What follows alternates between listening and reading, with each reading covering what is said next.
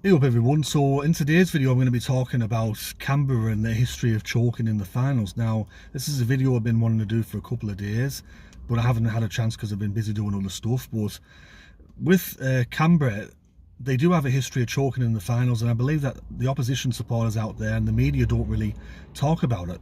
Now when you think about clubs who choke in finals games or big matches, you think of the likes of Parramatta or St George, but Canberra kind of get glossed over, and even myself, I've not really given it much thought until what happened the other day with that match against Brisbane.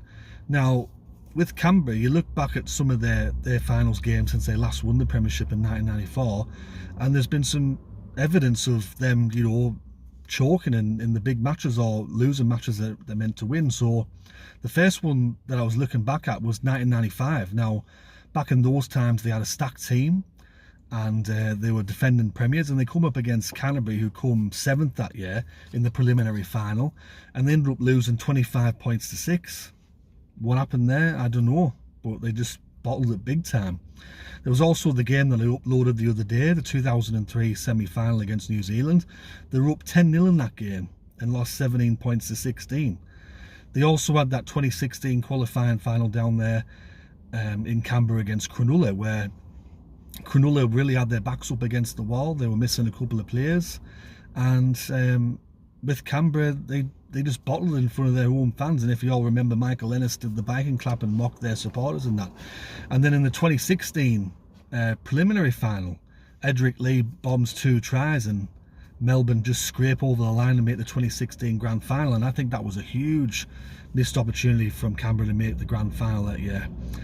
Then we flash forward to the 2019 grand final. Everyone, tries to make excuses, saying, oh, it's the referee's fault, 6 again. But Canberra had a lot of chances to win that game.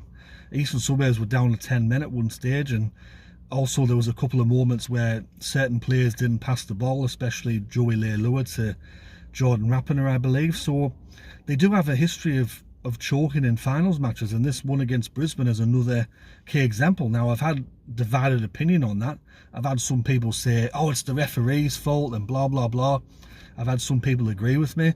I think some of these people that are disagreeing with me, I think they might have a case of BDR, which is Brisbane derangement, or BDS I should say, Brisbane derangement syndrome I've called it.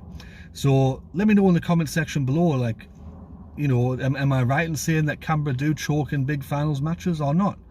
I'd love to hear from you. So anyways, this has been Rugby League History, and I'll catch you all later in the next one.